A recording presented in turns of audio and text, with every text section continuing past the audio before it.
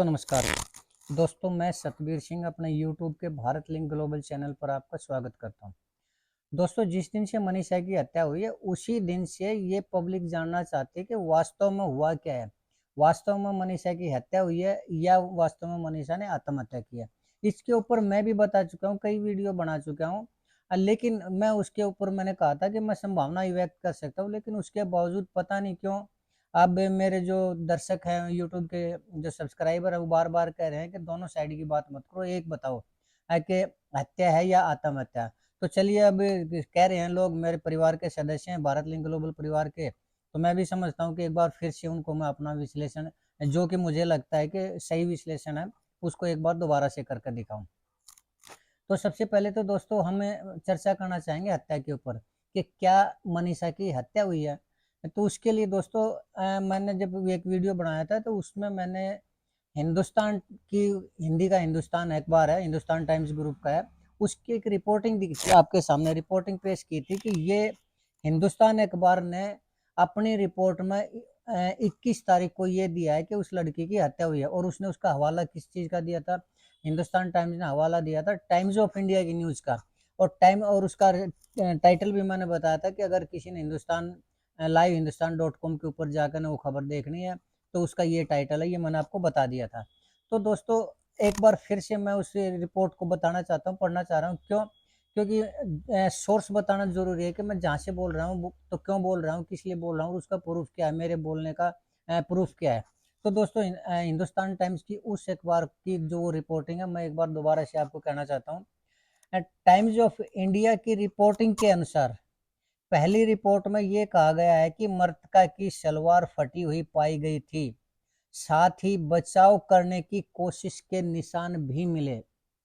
यानी उसके साथ जो हादसा हुआ था, यानी जिसने उसके साथ रेप करने की कोशिश की थी, उसके साथ उसने हाथापाई भी की, अपने बचाने की कोशिश भी की, और इस चक्कर में उसके शरीर के ऊपर निशान भी लगे और उसकी सलवार भी फटी। तो इससे ये स्पष्ट दिखाई दे रहा है कि उसके साथ रेप हुआ है इस रिपोर्ट के अनुसार, और उसने अपने आप को बचाने का प्रयास किया था, पूरी तरह से प्रयास किया था। अब आगे सुनिए। 13 अगस्त की शाम को 6:25 पर शव का पहली बार पोस्टमार्टम किया गया। उस दिन भिवानी सिविल हॉस्पिटल में शव पहुंचाए जाने के दौरान पुलिस रिपोर्ट में कहा गया कि गलत काम करके गला रेत के हत्या। यानी ये पुलिस की रिपोर्ट थी। पुलिस ने अपनी रिपोर्ट में लिखित में सिविल हॉस्पिटल को ये दिया था कि गलत काम करके और गला रेत कर इस लड़की की हत्या की गई है। यानी डिक्लेयर किया था भिवानी पुलिस ने कि उस लड़की के साथ बलात्कार हुआ है और उसकी गला रेत कर हत्या की गई है। तो क्या इसके अंदर कोई मीन मैक निकालने का वो है? जब एक पुलिस ने इन्वेस्टिगेशन की होगी तो उसने कुछ पाया होगा, प्रथम दृष्टया उसको नजर आया होगा, तभी तो उसने लिख के दिया होगा ना। और इतना स्पष्ट रूप से कि रेप करके यानी गलत काम करके और गला रेत कर जो कि निशान भी पाए गए, वो आता है, ये पुलिस ने पोस्ट अपनी रिपोर्ट में कहा है। तो ये तो कहा दोस्तों पुलिस ने, लेकिन फिर पुलिस ने इसको आत्महत्या का केस बनाया। कैसे बनाया, कब बनाया, मैं बताता हूँ आपको। एजेंसी के अनुसार पुलिस ने सोमवार को दावा किया कि जांच से पता चला है कि शिक्षिका ने जहर खाकर आत्महत्या की है। यानी वो पुलिस जो पहले ये दावा कर रही है कि गलत काम हुआ इसके साथ और इसकी गला रेत कर हत्या की गई, अब वो पुलिस अगले दिन फिर ये रिपोर्ट करती है कि जांच से ये पता चला है कि इसने जहर खाकर आत्महत्या की है। अब दोस्तों हालांकि ये जो रिपोर्ट है, ये मनीषा के जो फादर थे संजय जी, उन्होंने इस चीज को मानने से मना कर दिया था कि मेरी बेटी आत्महत्या नहीं कर सकती, किसी भी रूप में नहीं कर सकती। और जो पुलिस ने सुसाइड नोट दिया था उसको भी उसने मानने से इनकार कर दिया। तो अब दोस्तों सवाल ये उत्पन्न होता है कि जिस पुलिस ने पहले रिटर्न में अपनी रिपोर्ट में कंप्लीट करके ये कह दिया था कि दुष्कर्म के बाद हत्या हुई है, और वही पुलिस कह रही है कि इसने आत्महत्या की है, तो फिर पुलिस पलटती क्यों है अपने उससे? क्या पहले जो उसने लिख के दिया था, क्या वो उसने जांच करके नहीं दे दिया था? क्या उसने ऐसे ही लिख के दे दिया था? क्या पुलिस की यही कार्यशैली है आगे ऐसे ही लिख के दे दो उसको कि चलो कोई बात नहीं, कपड़े फटे हुए लग रहे हैं, चोट के निशान लग रहे हैं, तो आत्महत्या ही होगी, गले के अंदर निशान है तो गला रेत कर दिया होगा। तो ये उसने देख के ही तो दिया होगा ना। तो अगर उसके बाद वो दोबारा पलटती है तो क्या इससे ये शक नहीं होता कि जब ये पुलिस पहले दिन ये कह रही है कि दुष्कर्म हुआ है, शरीर के ऊपर चोट के निशान है, और गला रेत कर हत्या की गई है। पुलिस अपनी रिपोर्ट में ये कहती है, इस टाइम्स ऑफ इंडिया की रिपोर्टिंग के अनुसार, मैं नहीं कह रहा। तो फिर वो इससे ये स्पष्ट नहीं जो पब्लिक चीख चीख के कह रही है, जो पब्लिक इल्जाम लगा रही है कि पुलिस के ऊपर दबाव है, तो वो किसका दबाव है?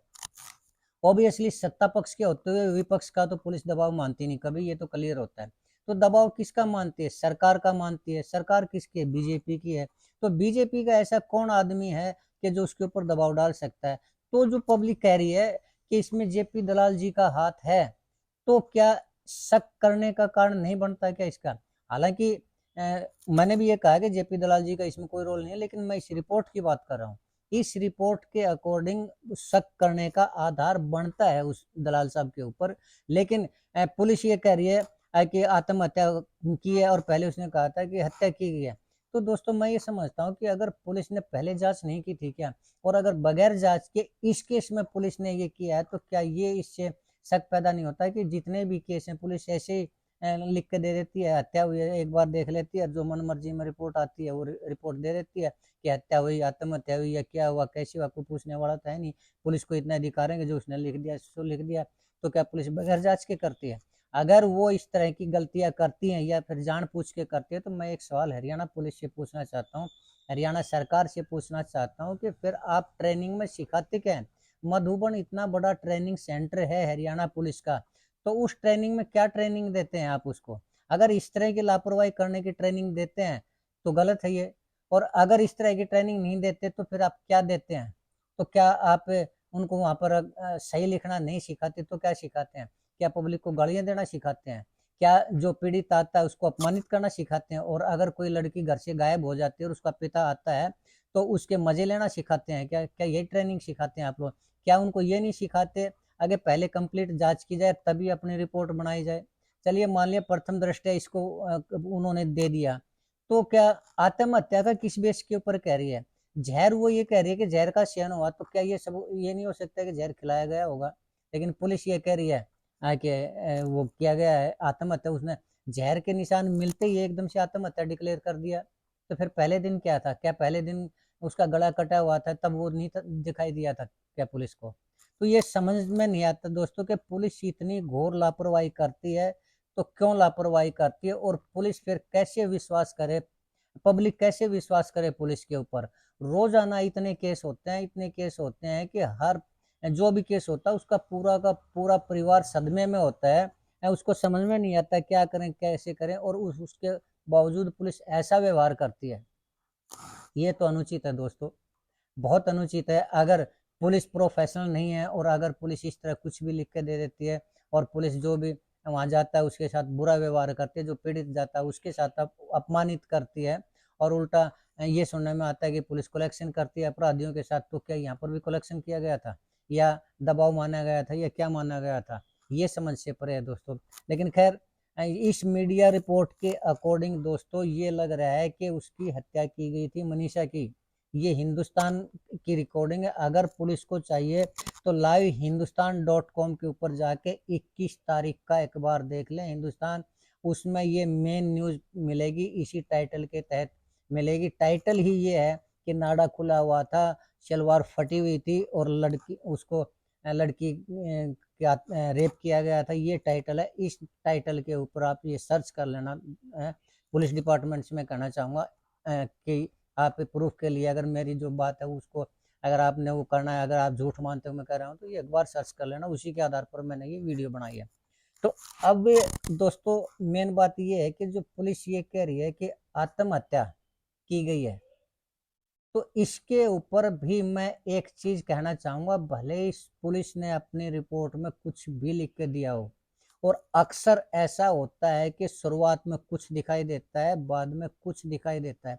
अगर पुलिस ये कह रही है कि आत्महत्या की गई है, तो दोस्तों मैं एक बात और कहना चाहता हूँ कि इसकी भी संभावना है। यस, आप सोच रहे होंगे कि अभी तो आप ये कह रहे थे कि पुलिस ने लिख के दिया है तो जांच करके लिख के दिया होगा, और अब कह रहे हैं कि इसकी भी संभावना है। यस दोस्तों, संभावना कुछ भी हो सकती है।